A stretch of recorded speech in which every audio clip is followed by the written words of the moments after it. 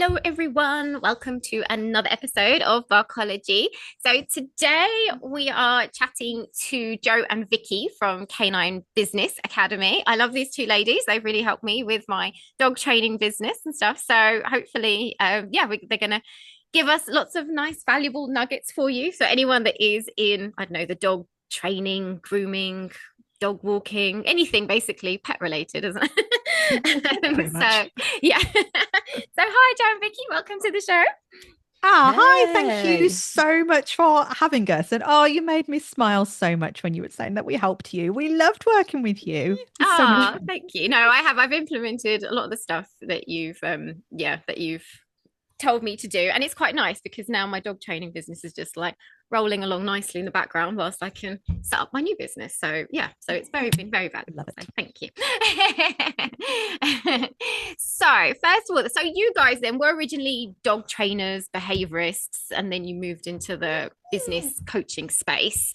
So if we go back to say the dog training days, first of all, like looking back, like what were some of your biggest challenges that you faced in your early days, would you say, as doing dog training? Because you both have different backgrounds, don't you, from how you came into it. So yes, I don't know if you want to talk about that a little bit.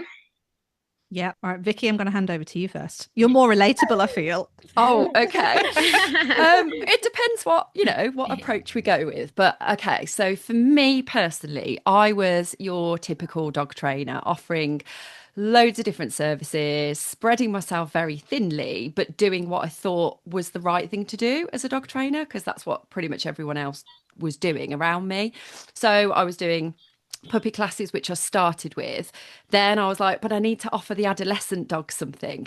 Now I want to do some foundation agility. Now I want to do some hoopers, and I'll add in a little bit of dog yoga and some trick workshops and recall workshops. So I pretty much did everything. And I wasn't really, like, we've got a phrase, scratting about, like we feel like a lot of dog trainers scrat around for money, and I kind of did scrap, but I made it work. I also had dog walking as well, which I'd forgotten about, but I did dog walking as well. So the bulk of my income was from that dog walking, and then the dog training was all around it. And my belief was you can't just make enough money from dog training on its own and one type of dog training on its own. So it was just always what I thought. And so I made enough money, but it was a lot of hard work. Like, I was exhausted pretty much every single Yeah. week, missing out on social stuff, family time, like all the usual, like working weekends and evenings and all that kind of stuff. And pretty much got to the point where I was, I don't know, just feeling overwhelmed, burnt out, all the usual stuff. And then I met Jo, who had a very different approach to her dog training business. So I reckon might be a good time to hand over to you, Jo, and then you can explain the love at first sight meeting that we had. My I know favorite you love. story. I do. I love that story. Yes, so I'm the black sheep of my family in that I didn't grow up with dogs. I didn't grow up with any animals. But I always loved animals. It was just like, oh, this is my thing. This is what I do. So there's me like badgering at parents to go like, can we have a bearded dragon? Can we have a snake? Can we have a gecko? Can we have an iguana? Can I have a dog? Like, dog? No. I had more chance of getting a bearded dragon than a dog. Like, the irony around it all. But in the end, I think I was about 12 or 13 and they allowed me to get a guinea pig. Woohoo! So that was pretty much my animal upbringing. But I was always obsessed with it. But I went into corporate life. So I worked in ad agencies from the age of 17 and dabbling with loads of other odds and sods jobs from probably age 14, which I don't, looking back now, it may not have been legal. But in terms of, I think you need to be 16 to get your official paycheck, but it was lots of like cash in hand jobs. So I did lots of, yeah, ad agency world, like climbed the corporate ladder, got to quite a senior position, like high salary, company car, like just that type of role. And then I was able to get my first dog, which was a husky. And of course, everyone was there going like, you absolute fucking idiot. Like, what are you doing? Absolutely not. And I'm like, it's fine. It's fine. We'll just figure it out. So I went on a big learning curve, got very obsessed with learning about behavior because my personality is very much you tell me I can't do something, I will bloody well prove you wrong and I will do it. Oh yeah. So I take it a little bit further than most. So yeah, just got obsessed with dog psychology and behavior and all of that stuff, and started dabbling with doing a bit of side work, side hustle compared to the actual job, which was a lot because that job in itself was up to 80 hours a week sometimes. And then I Wow. was doing the dog training alongside it. And then one day I just thought, I need to try and make this a thing. And I did it. I just went straight in and was like, let's see how we can make this work. Learned very quickly that the models I was being essentially told to mimic. So I went down loads of CPD routes with just Yeah. learning about, oh, let me go and get it's not a qualification, is it? Let me go and get this Yeah. accreditation. Let me go let my little shiny badge to stick on my website and show everybody that I know what I'm doing. And all the business stuff that was coming through in there was literally like offer your odd number of sessions. So your consult, a 3-session package or a 5-session package. And I think the highest amount was like 350 quid or something for that 5 session. So I did that. Felt awful. I was like, I've just dropped a 70k salary to go and get £350. And that was like a hard slog to get that 350. I was like, this just doesn't feel right. It doesn't fill me with joy. This isn't what I wanted to do. So I actually looked outside of the industry and thought, I'm really good at business. Let me see what I can actually do that's different. Went and got some support from a mentor outside of the industry, looked at loads of different other industries and their models, started applying it to mine. And then within the space of 9-10 months, that business grew from £500 a month to just shy of 100k. And that was with me going through a pregnancy as well and a miscarriage. And yeah, we just grew it, but I didn't feel exhausted from it. I just felt excited and elated to get it all going. And then I met Vicky and I get to do my little love story. So Go on, do your story. do a little love story. So I had to go and get up. So I was your typical force-free positive reinforcement trainer where you go and get all the stuff and you have to get all the things. And I was looking to get my APDT assessment accreditation thing.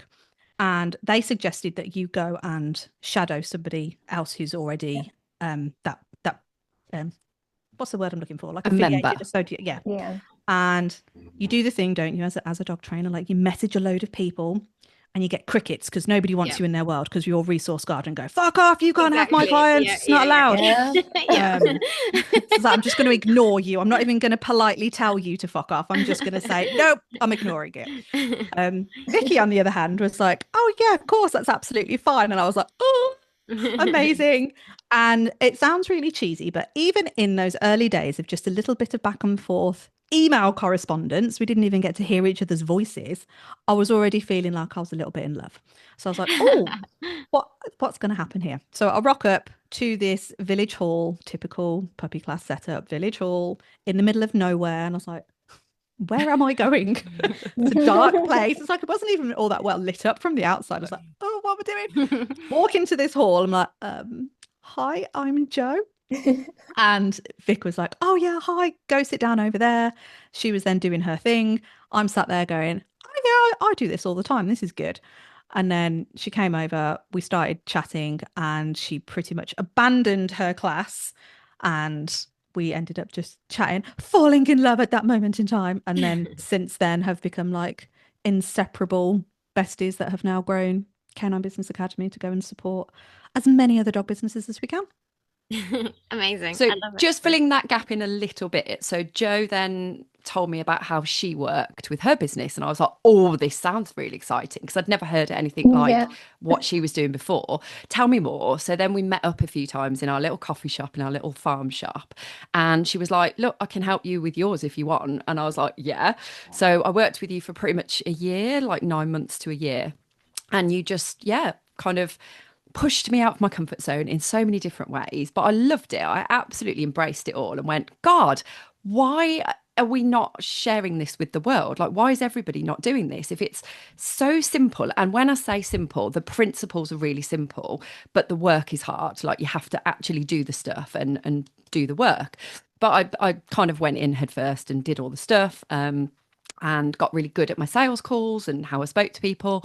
And then we were like, why don't we do this? Why don't we form this business, which we had no real idea of how it was going to go or where it was going to go. We kind of had a bit of a vision for it.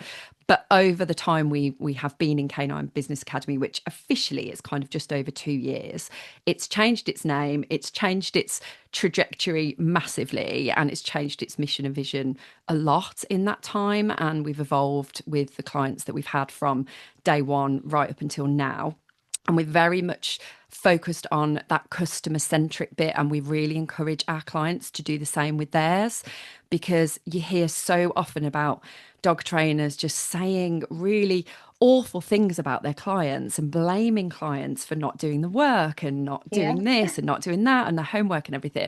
And we're trying to really like instill in people to just take a step back and see how it feels to be that dog owner that knows nothing, and you know how much you know and you forget. And so a lot of the work we do is around mindset stuff. It's around unblocking like limiting beliefs and taking down the blockers of how much money you can charge and what people need to hear and what people don't need to hear and all that kind of stuff. So I think we pride ourselves. I think that's the bit that's massively evolved for us, is knowing where we want to put that knowledge. And we've grown as people. We got external help, like we've got mentors.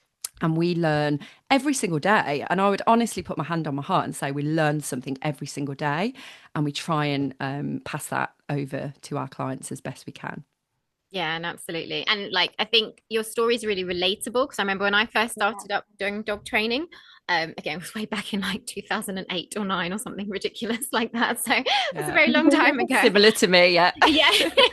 And Vicky, when you were talking about your story, I was like, yep, that was me. I was literally like trying to be like the Mind Valley of dogs and stuff, and offering every service under the sun. And like, I'm now living in South Africa, but when I was in the UK, I was literally doing everything. And I remember, again, same as you, like I'd have friends' birthdays to go to on Saturday night, but I'd be like doing 8 hours of classes on Saturdays, and I'd be like so exhausted. I'd never have a day off. And it was just like a constant stream of like clients, admin. And this whole business world was so unfamiliar to me as well. And again, I found it really toxic when I first set up as well. I found dog trainings like, just a whole Facebook group thing, and like people would just slag each other off and everything. So I kind of stayed clear from all of that stuff. So so I didn't get into business development till much later on and stuff. And and I think as well, like with dog training as well, like a lot of dog trainers kind of set up because they love it and they love dogs and they want to be able to help and stuff. But there is just such a mindset thing against it, isn't it? Like say with money and everything else. And I don't know about you, Chantal, but I just didn't feel like a business owner. Like I was a dog trainer and that was my identity. I had a dog training business, but I said, I'm a dog trainer. And that's what I used to say. And then I was like, the business bit is like massively secondary. Like it was right down the list, but it's the whole part of a successful business, really. Like it was just being neglected, and in doing the neglecting of the business bit, I was being neglected as the human being behind the business as well. So as soon as I realized that business part is so important, and you can get your life working exactly how you want, there's no limitations, be creative, do whatever you want to do and structure your day exactly how you want, there really is no limit to it. And you can love every day and just jump out of bed and go, yes, I'm so glad I do what I do. Whereas before there was that resentment and that missing out and all of those kind of things that just kind of bogged me down and made me just go like, oh, don't know if I want to do this anymore. So no, definitely. I think as well, like for me especially, I was like the only one in my family that wanted to set up their own business. Like my dad was very much like the poor dad from Rich Dad Poor Dad, and he wanted me to be like a dentist or a lawyer, and he wanted my brother to be a builder or a plumber because they earn good money. And I remember when I told him I was going to be a dog trainer, I wanted to do dog training, he was like, you're not going to make any money doing dog training. So again, Jo, I That's also what I have that got. same attitude as well. If someone tells me I'm not going to do something, I'm going to be like, fuck you, I'm going to do it. So Yep. Oh, it yes. drives me completely. So yeah. Oh, so many of us as dog trainers, like we love the dogs, like we've said now, and we're quite good with them. But when it comes to the business part, like the marketing, like the visibility, the pricing, it's a very big problem because we've never really got guidance on any of that. But is there something that you see as being like a common roadblock? You know, like a common kind of trend that you see with all of your clients? Oh, there's many. Oh yes. Oh yes. No, it's a great question. And yeah, and I think it does actually come back down to, if you use my experience as an example of, you're wanting to do everything the air quote right way, like you're going to providers to get your dog knowledge, you're going to, to get this information. And it's almost like the business element is shoehorned in. And we're like, okay, so the fact that these providers are even talking about business would suggest that you know what you're talking about, because otherwise, why would it be a module? And it's kind of a bit of a thing for us that, as part of the Canine Business Academy vision, is that we really want to make business knowledge as crucial as your Yeah. dog knowledge. And I think because it has been, I'm going to stick with shoehorned, because it has been shoehorned in. It's almost like a bit of an afterthought. It's like, oh, we kind of Yeah. need to give you something so you know where you're going. I think this is where it's causing a lot of blocks for people, because then it's, well, you can't possibly do anything different. You are only able to do these 1 session, 3 session, 5 session packages. You can only do puppy classes. People want puppy classes. This is the thought process, that this is what the public want as well, because that's all they're asking for. But our challenge back is, well, they don't know any different. So how can we start looking at our business as something that works for you, works for your clients, and then ultimately then gets a better deal for the dogs? Because our belief that the dogs are a byproduct of the relationship you've got with the human. Yeah. Because if you get that bit right, if you can get your services in front of that human and educate them and give them the skill set, then the dogs get the better end of it. Whereas I Yeah. think for a lot of And us, we try and go to the dogs first. yes, no, definitely. And I think everybody that, well, not everybody, but a lot of people that work with dogs and with animals, they love the animals and they kind of avoid the humans, which you can't actually do. There's Can't no do way it. to help an animal if you can't actually work with the human. But are there some mistakes that you made in your own business that you now help other people avoid? Like what can we kind of look out for? Yeah, I mean, I would, I think I would take it back to what's the outcome that you are providing somebody with. And when you're looking at all those, like, for example, with me, looking at all those individual services that I offered, what is someone actually getting from a one-off, one-to-one session with me, for example?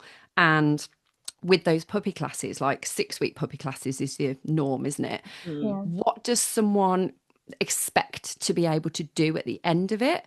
Because we can go, oh, you can socialize your puppy, you can learn a sit, you can learn a recall, you can loose lead walk.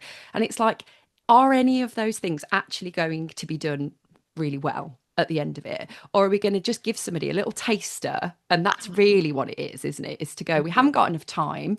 We've got loads of different owners in that room, loads of different dogs. How are we possibly going to teach that owner and that dog perfect loose lead walking, perfect recall? But it's not going to happen. And yet the expectation of coming along to something like a puppy class is you will have this perfectly well behaved dog at the end of it.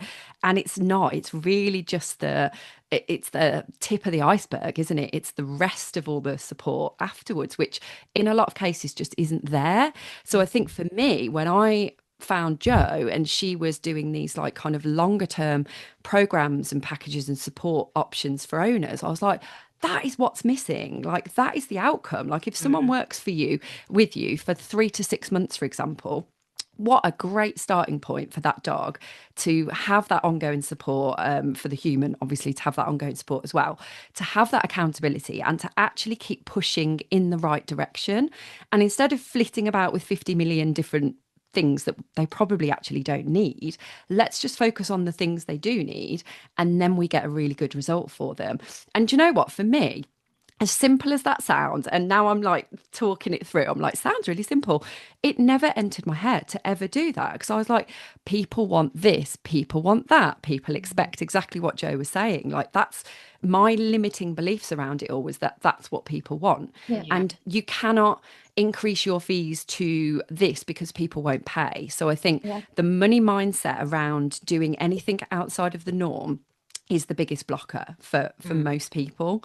Is people won't pay. People are expecting £80 to £100 for a puppy class. And it's like, but is that outcome what they really need from that puppy class? Or are we presenting them with another option that, yes, it might be a bigger investment, but if that's going to get them that result, then surely that's something that we need to be mindful of. And yeah, for me, it was just such a huge thing for me to just turn around and go like, yes, that's the missing jigsaw piece that I just couldn't find. And you know, every time we speak to our clients and they have these light bulb moments, I'm like, that was me. That was so me, because I'm not a stupid person by any means, nor our clients. But for some reason, I just didn't connect the dots together and go like, it's possible.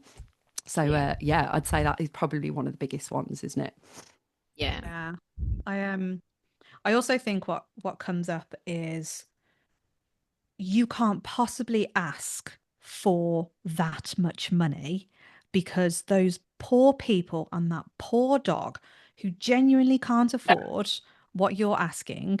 So therefore, they are now going to go to that shitty trainer down the road who you know nothing about, apart from maybe they don't align with your way of training.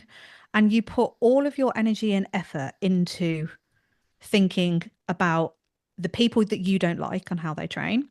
You put all your energy and effort into thinking that these poor people, they can't afford it from you. So therefore, you take that emotional burden on. Whereas our philosophy is, well, if you are running your business in a way that means the business can keep ticking over, like there is blood going and pumping through the business, which is cash flow. If the business is operating successfully from a cash flow perspective, then that means you have now got the headspace and the ability to give more. So you can offer lower ticket products. You can offer free products. Like if you look at the Canine Business Academy model, for anybody listening, you may or may not have heard that we also have a podcast, and that is our free resource to be able to give value out to everybody. But that's because the business is working in a way that it should, where it's generating income. So we're not only are we supporting paying clients at like the highest level possible, but it allows us to service everybody else who may not otherwise have the opportunity to enter into some of those programs. So it's just a mindset awareness and a flip to go, you can try and service everybody. Sounds a bit weird, doesn't it? But you can try and be everything to everyone, and you can slash your prices and you can be the cheapest on the block, and you can, but actually, are you helping those people as much as you think you are? Probably not. And then when we check in with ourselves, it's like, actually, there's a big gaping hole in our own system that we need to therapeutically sort out first, so we can see why we're doing that. Yeah.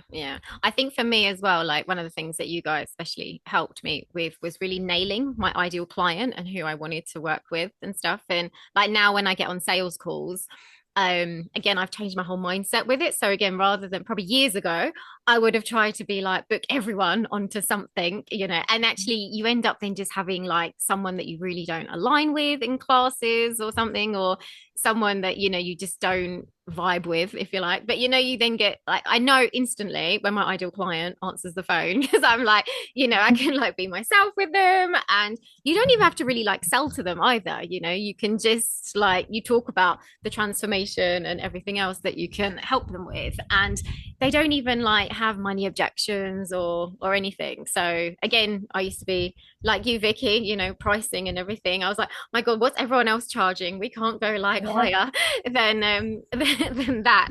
And actually now I'm like, fuck it. Like, if you don't want to work with us, that's fine. Off you go find someone else.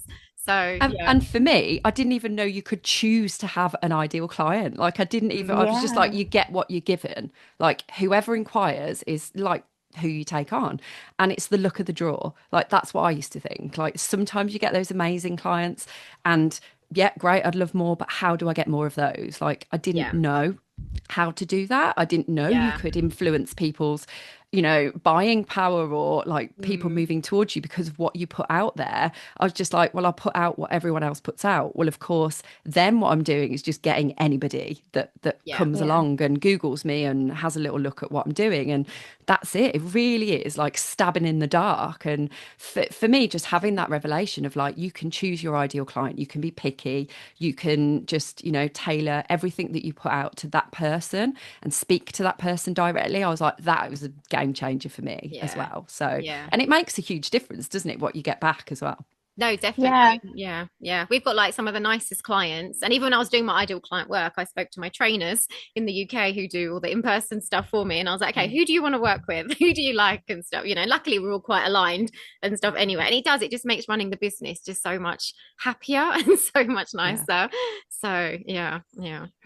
I used to think it wasn't that important. Like I knew about ideal clients when I started out, right? It was one of the first things that was mentioned to me, and I was like, yeah, I have like a plus minus rough idea of like what I'm looking for and but still I kind of want to make some money anyway. So yeah. I felt exactly the same. But for people listening, is there a simple way for them to kind of find their ideal client? Ooh, good question. Yeah. I think it's always starting off with, if you're already in business and you've already got clients under your belt, there's two ways of looking at it. You can either look at the ones that you really like and jot down what makes you really like them, or sometimes it's easier to start with, what do you hate about some of your clients? That's like, where I started. Yeah, that's good. It's like, I really don't like that. And I feel like I need to caveat this, and this could be like a whole conversation in itself. One of the things that we typically see come up a lot on the things that they hate about their clients is that they don't do the work. You tell them to do something and they don't do it. So therefore, I want to attract people that are going to do the work.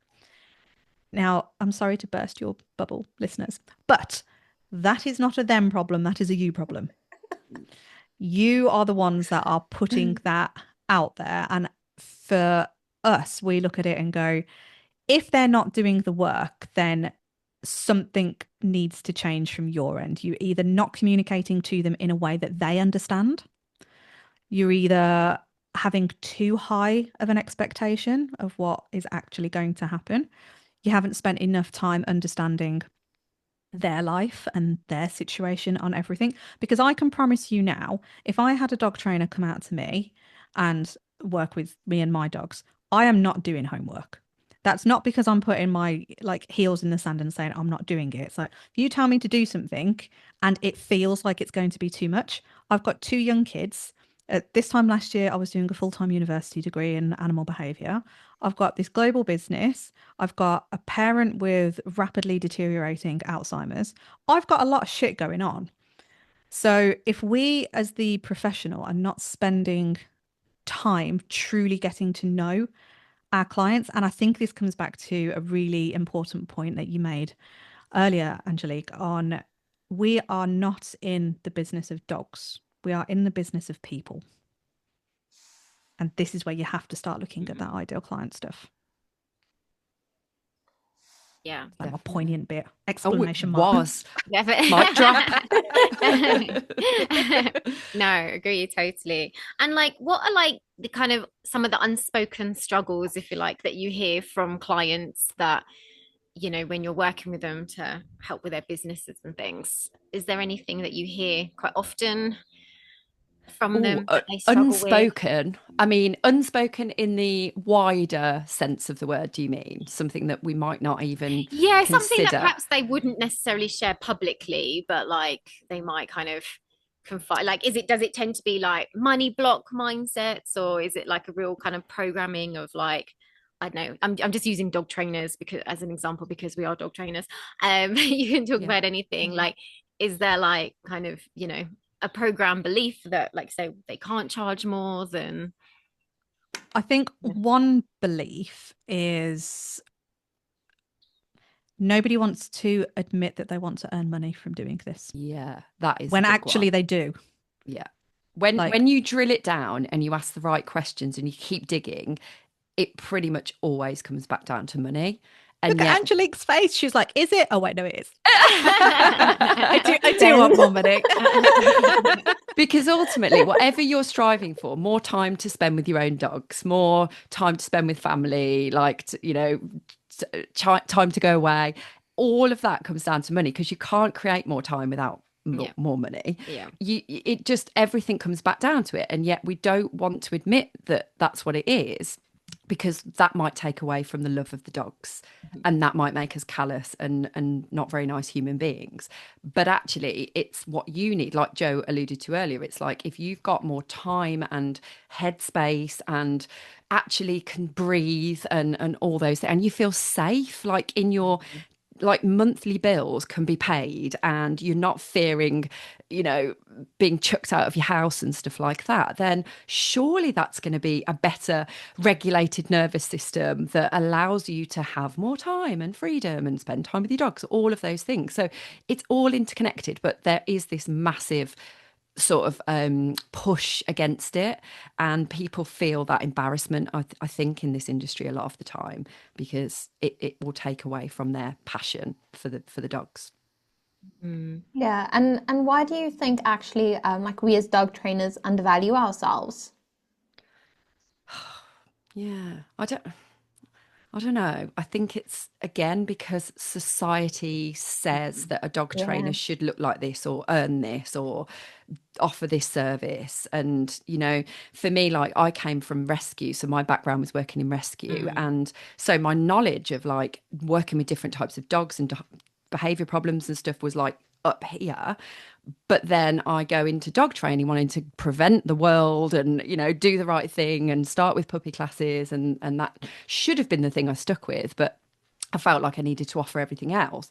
It's just that kind of, I don't know, not having the confidence to call myself a business owner, to go, I am a business owner who does dog training. It was the other way around. And like, I earned a pittance in rescue. Like, I actually earned, when I left there, I think I was only like £8,000 a year, in like, which is ridiculous. Like, I don't know how. I owned Yeah. my own flat. Well, I didn't own it. I rented my own flat.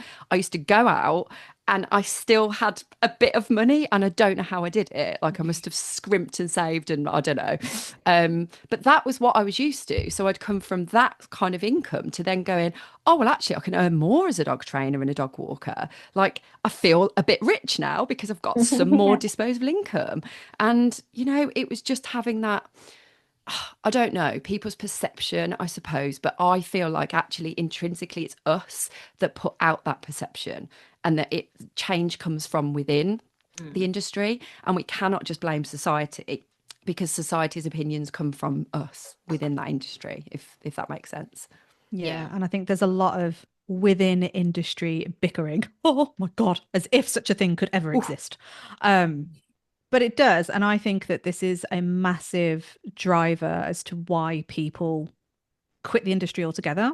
I think it's a massive driver where, like we were just talking about earlier on, people not outwardly wanting to admit that they would like to earn a living wage from dog training. It's like, if I dare say I want to make money from this, then all of a sudden you are the devil. You are an evil person that doesn't care about dogs. And it's like, well, No, I'm sorry, absolutely not. And I will, whether the phrase is like, I will die on this hill with this message of going, no, it is okay for you to want to make money. It's okay for you to want to look after and support your family. It is okay that you want to just look after yourself. If you want to treat yourself to a spa day or a holiday or whatever, crack on, like go do it, because your business is working. And if your business is working, you're actually supporting people. And I think we've gotten into such a really bad habit. And I think it's unfortunate as well, because I think it has become this blanket expectation that the industry feels toxic, whereas actually it's probably unfair to generalize it that vast and that far and wide, because there are pockets of people that don't give a shit about all the in-house bickering. There are people that don't give a shit and actually want to support each other and build each other up and go, I can have an adult conversation with you. I don't agree with how you train. However, I can have an adult conversation and go, interesting. Don't know enough about that. Let me understand. Still might not like it, but okay, cool. Don't feel the need to go and keyboard bash and slag you off and do all of that stuff. But the pockets that are noisier are the ones that I think is what makes everybody feel like they've got imposter syndrome, not only as a dog trainer sticking in that part of the industry, but also as a business owner. Yeah, and going to what you were just saying, Jo, like what do you think the current state of the training industry is like currently, and where do you see it kind of heading over the next few years? It's an interesting one, because I don't feel like I've got a crystal ball on it. I think there's some incredible things happening. I think there are some incredible shifts in perception starting to come through. But there is always, in my opinion, and I'm going to say ours because I feel like Vicky is, we always say that we are the same person, we're just split in half. And I think it's our kind of belief that there's always going to be an element of bitchiness and toxicity and all of that, which is unfortunate. It's not, what's the word I'm looking for? It's not just in the dog industry though. Like it is across all industry. The martial arts industry actually is very toxic. So we've been listened to one of your podcasts about that actually. It's the more I go down rabbit holes, the more we speak to different people. I'm like, the more I'm waiting to certain niches. You realize it's everywhere. I actually think that there's going to be like a hairdressing one as well. It's like, use those scissors to cut someone's hair? Oh my gosh. But I think from what I know, the beauty industry is massively toxic. I do feel like following on from what you were saying, and I was going to bring this up, so I'm glad you have, is that we're not special in this industry. We're not exclusive to having these like wars and different opinions and things like that. I think what makes it different is that we've got a human being and another sentient being like involved in it, so it is almost a bit more emotive. But at the end of the day, take that away and there are lots of industries going through the same thing. So like, again, newsflash, we're not that special. Like it isn't just exclusive to this industry. And I think sometimes we're so self-absorbed that we cannot just see outside of that, and we're just so blinkered with it. Yeah. And it sounds awful, but I think we've become so obsessed with the dog, and there's probably people coming at me with pitchforks now, and I'm like, I'm sorry, I'm saying it as it is. Maybe I am this weird, unique person. I don't think I am that unique. No. I am a air quote normal human being. I love my dogs. My dogs are the reason I got into my business. As shit as this is going to sound, they dropped down the pecking order when my kids came along, because I couldn't physically give them the time and attention that I once used to. That doesn't mean I don't love dogs anymore. It doesn't mean that. I was like, training sessions, what the fuck are those? Like out the window. Sorry, it just doesn't happen. But they're still looked after. They're still a part of the family. And I think, and I say this with complete humility, in that I was that shitty dog trainer at one stage in my career, where I would judge the owners that I was working with and go, oh, you don't love your dogs because you're not willing to put 5 minutes a day into doing this, that, and the other. And I'm like, but actually, in the grand scheme of things, is that dog okay? Yes. Are they going out? Are they quite happy in life? Yes. Are they being fed a lovely diet? Yes. Are they showing signs of chronic stress and like it's debilitating? No, absolutely not.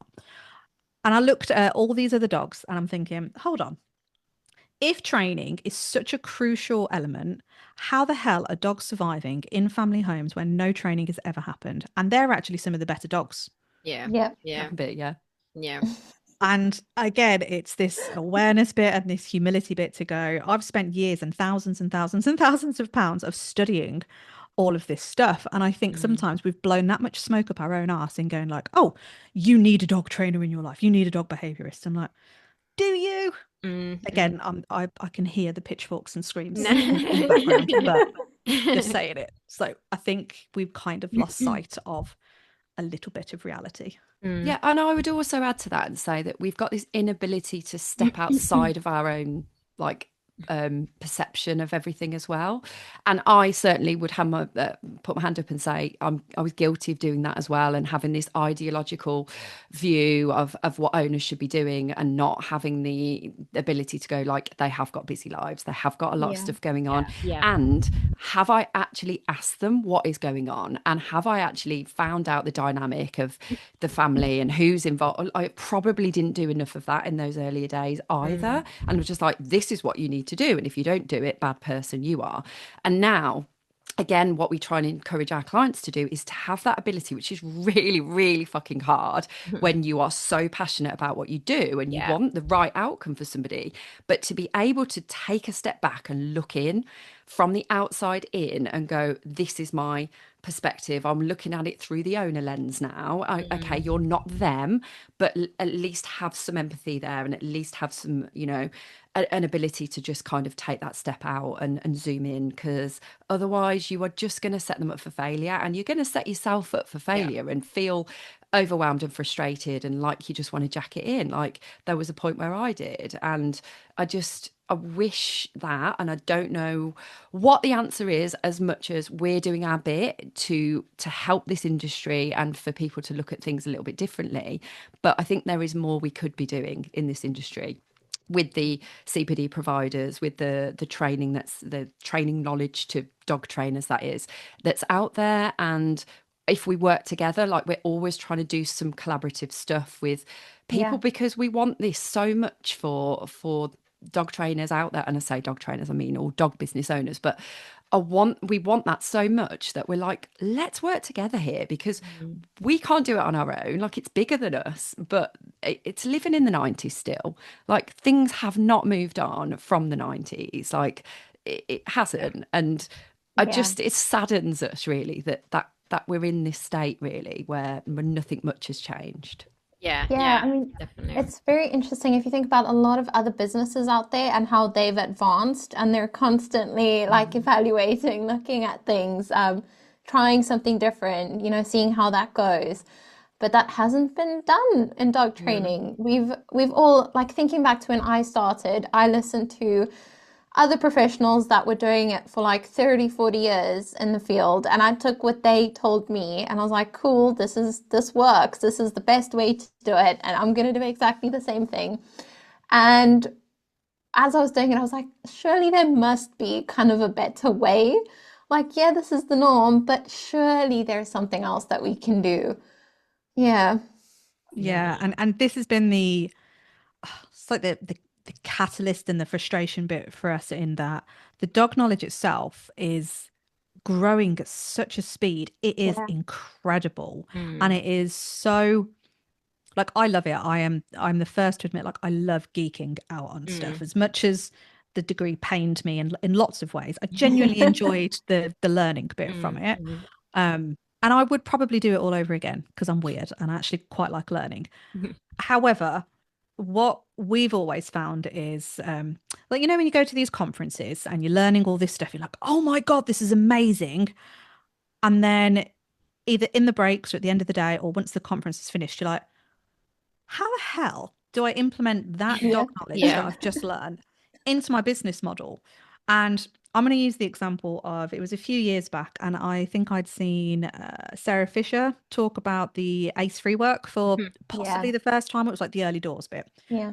And I'd get home and I'd go, right, how the fuck do I actually put that into something now? Because if I've got a typical model where someone's only working with me for those 1, 3, or 5 sessions because I didn't do classes, what am I going to do there? So like one session is now just going to suddenly be taken up on me setting some stations up for a dog to sniff. And I realise that sounds quite derogatory to free work. It's not meant to. That's my head. I was going, how am I actually going to incorporate that into that? Because if I'm being called out for lead walking, for example, or reactivity, and then I've got, I mean, you'd laugh at it really. Like I've got 2 sessions potentially, or 3 sessions to actually help you understand reactivity, get it somewhere moving in the right direction. Now implement this free work thing. Maybe now implement some other stuff, like some anticipatory things I've heard about, or, you know, like when Kim Brophy's stuff came out with the legs model, I was like, oh my God, oh, this is incredible. Like, yeah, I was like that. Yeah. and I just feel stuck. So I was like, and for us, that's where we're going, right, how can we blend these 2 environments together so that, because arguably, this is the importance of having a business that works, because it's all very well and good you going out and soaking up all the incredible information that's out there. But if you can't articulate it in a way that makes sense to the client, the dog owner, then what's the point? Yeah. So there's this gap, and that's the gap that we are, I was going to say desperately, but it sounds a little bit too desperate. We are purposefully trying to bridge.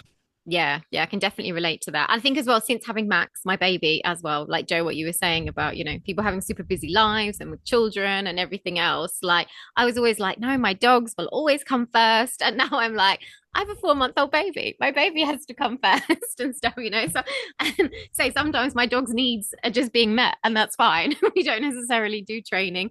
Or like I was out training in the garden this morning with them, and I literally just did 10 minutes, but he was like strapped in the front of me, and like, you know. So yeah, you have to make stuff relatable, don't you, to clients and stuff. So yeah. And so another question, I think a lot of people that have small businesses, they hate like the sales call side of things. So they think it's like sleazy, or, you know, you ask people what they think about sales calls and they're just like, oh, they feel really like icky about it. I love doing them now. I really like enjoy them. But like, how would you coach someone that does feel uncomfortable doing that kind of stuff to feel comfortable doing it? Oh, you guys coming up with some brilliant questions for us today. Been trained by the best, Vic. Absolutely. Well, there is that. So I think sales calls, from my perspective then, when I did them really badly versus when I started doing them better, was I wasn't understanding what the person actually needed. And I was just, again, I suppose quite blinkered in going like, I've got this stuff that I know is going to be brilliant for you. And I'm not actually asking them the questions to figure out where they're at, whether they actually need what I've got, whether it's going to solve their problem, and how big the problem is for them. Because what I think we're really good at is kind of segmenting problems in our own brain before we've asked anything. So for example, I'm going to take the loose lead walking example. So I think that, you know, when you've got the sort of training part versus the behaviorist behavior part, right? And you go, is a loose lead walking issue a behavior problem, or is it training? And you'd automatically go, it's a training issue. And then you would go, well, it's quite a low level problem. Like, it's not that big a problem. Because we just assume.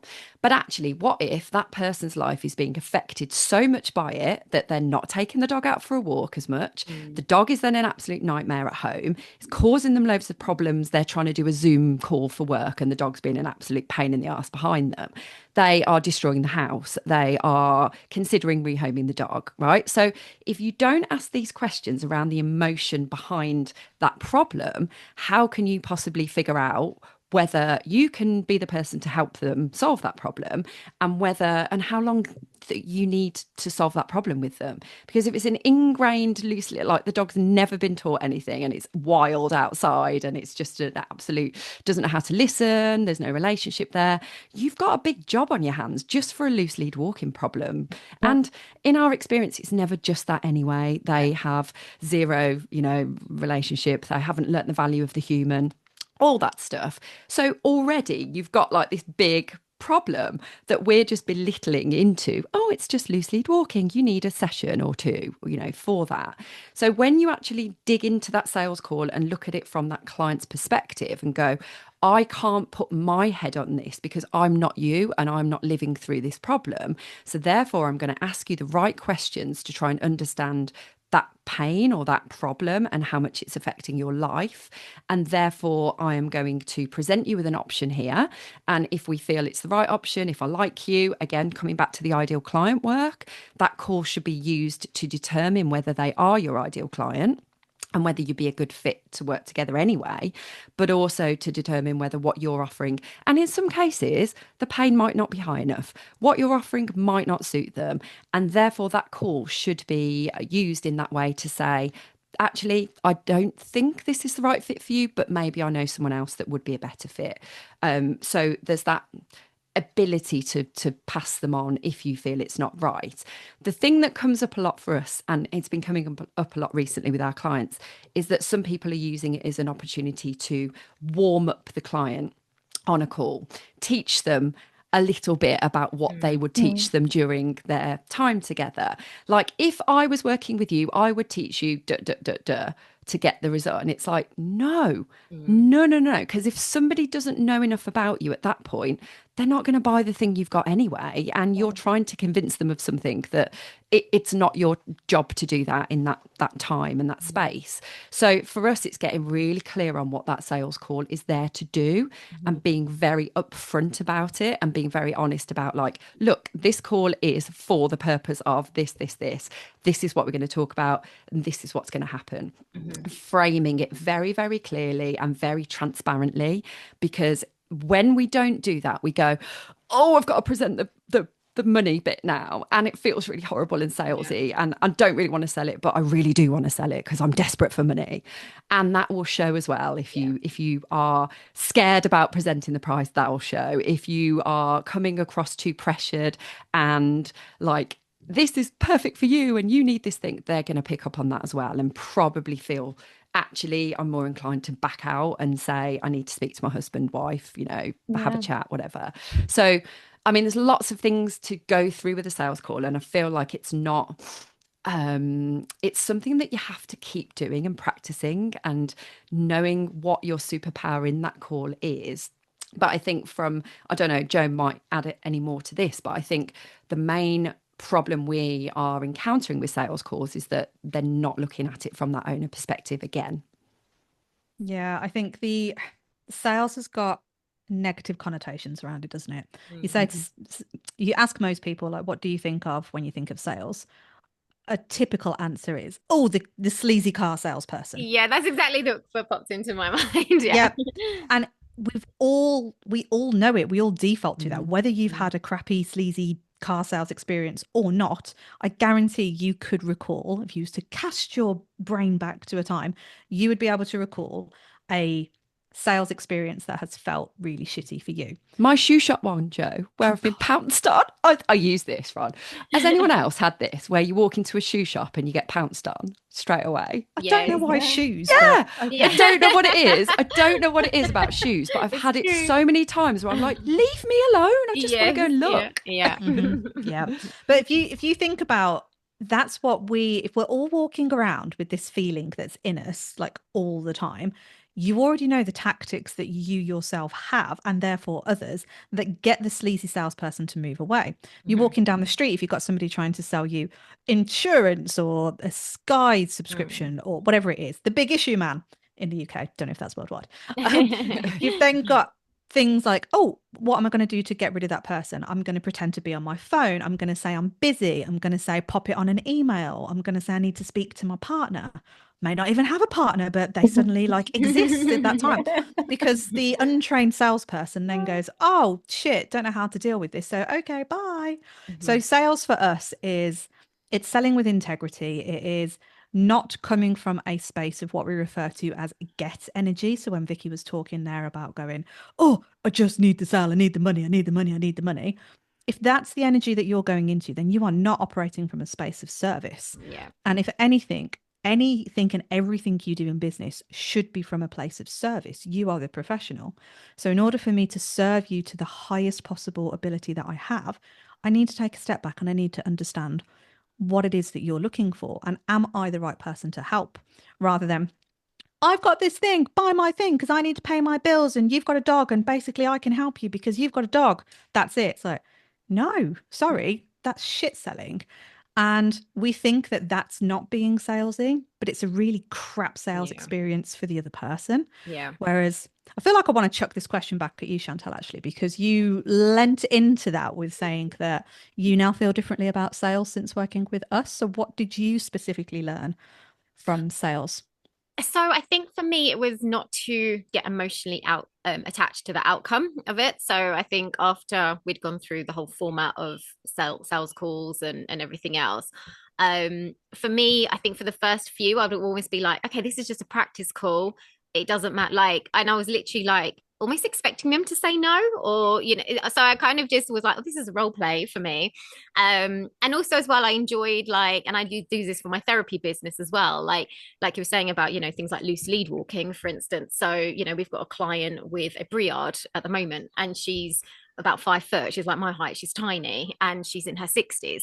So for her, like the dog is like pulls on the lead. He's reactive to other dogs, for instance, and so a lot of like the questions asked was like, well, how does that make you feel? Not the fact that he's like pulling on the lead and stuff. And her words were that she'd be really embarrassed when she was out on walks, for example, or she'd be like worried about taking him out, and she was worried about judgment of other people. And I think once you get into like those feelings, as you say, then it becomes like a really easy sell, if you like, and like I immediately signed her up to our 6-month program. It was just like, and it was so easy because I was able to kind of get into how she was feeling. And I was like, and I'll say things like, out of 10, how is this affecting your life, for instance? And I think it's never like about the dog. It's always about the way they feel about, so again, things like I specialize in separation anxiety as well. So again, it's not just about the dog being stressed and them feeling guilty. It's the fact that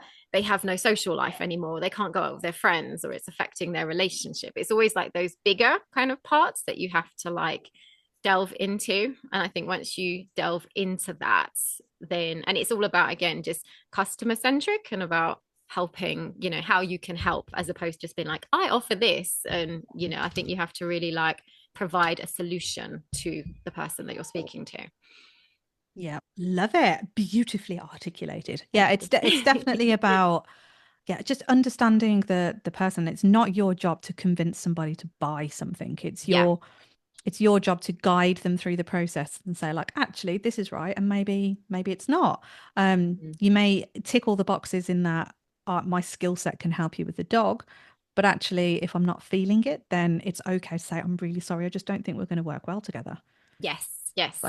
Yeah. And I'm quite happy to say that now. And one other thing as well, I probably never used to follow up on sales calls either. Because as well, they'd always be like, oh, well, let me speak to my partner and I'll get back to you, that kind of typical objection that you get. Whereas now I make a note of all my sales calls, who I've spoken to and everything else. And then I will follow up, and I'd say, again, probably like at least 50%, then sign up after you follow up and stuff. I think a lot of people don't do that. Beautiful. I like it. I'm having like a really like a proud mum moment over here. Yeah, there's a lot of power in the follow-up, even though we find that icky as well. You are serving somebody absolutely if you follow up with them. And I would say for us at Canine Business Academy, the follow-up we get a lot of clients from following up or having conversations in the DMs, or people reaching out to us or us reaching out to them and saying, oh, I see that you follow us on here. What is it that kind of made you do that, and what struggles are you having? And then starting a conversation, because like they're there for a reason. They've moved towards you for some reason. They've downloaded a free thing from you for a reason. They've gone on your website, they've joined our Facebook group for a reason. And it's like our duty to find out what that reason is. And are you getting everything you need from that? Or, you know, did you know that we offer these things? And again, we don't do it in a pressury, salesy way, but we're like, we just want to make you aware we've got this and we can help further. So if you want a conversation about it, we're here. And like for us, the power of that human connection bit and the conversation bit, it's getting lost, isn't it? Because everybody wants automations and there's a huge place for automations, by the way. We use them a lot. But when it comes to that human connection and understanding the client, you can't beat that personal reach out and that actual conversation bit. Because if you don't know who you're bringing on and you're just doing it over email, you then can't moan that they're a nightmare client when you turn up at the door. Yes, yeah, so true. And let's face it, I'm sure we've all done it. It can't have just been me. Turned up to some right dodgy places because I was like, yes. I've just, Yes. like, oh God, how am I going to survive this trip? Yeah. Do you know what? That so many times. And not only that, when I was doing home visits for the rescue that I worked for, I kind of like, God, am I going to come out alive of this? Yeah. And I'd be thinking, oh my God, no one knows where I am right now. Yeah, exactly that. Yeah. Oh, all of this is sales. Yeah. So we're reaching the end, which is quite sad. but for everybody that wants to know more, I would recommend your podcast. But the very last question that we kind of have to you guys, to you both, is what's one thing that you wish dog trainers kind of know before starting their business? Oh, good question. Try and make it short. Yeah. One thing before starting your business. I think for me, knowing what you're doing it for, and that can be selfish reasons as well, because everything blends together. So this is who I want to help. This is how much money I want to earn off of it. And that's pretty much it, because they'll both go hand in hand. And I think for me, it kind of follows on from this, but it's the purpose bit. Why do you do what you do? And we need you to stick to that purpose. So, for example, for me, it was puppy classes, preventing dogs ending up in rescue. And I went wildly off that track. So if you've got a strong purpose and you have the support around you to keep you on that track, then you are going to be a much better dog trainer, and you are going to be fulfilled and run that business in the way that you intended it to run, and not just do what everyone else does. Yeah. Cool. Thank you. Well, it's been so much fun talking to you guys. Where can people find out more about you? Go on, Vic, this is your bag. Well, they can find out pretty much everything about us from our website, caninebusinessacademy.com, and our podcast, which is called Let's Talk Dog Business, available on all the major platforms and YouTube as well. So you can watch us, see our faces. And those are probably the two main places. Cool. And you've got a conference this week, haven't you? Yeah, we have. Very scary. Why are we doing this, UK, Jo? I would be coming. Well, it is being recorded, and we will be offering out the recordings after the conference. Okay, cool. So people can buy those. So it's going to be. I know. The first business conference, I feel, for the dog industry. So this is us living up to our purpose and our vision for what we want for this industry. So 2 days of incredible talks, incredible speakers. We're really excited. A little bit nervous, but I think it comes with the territory. But it's going to be fun. Oh, well, best of luck with it. I'm sure it's going to be amazing. And thank you so much for coming on. No, loved it. Thanks for having us.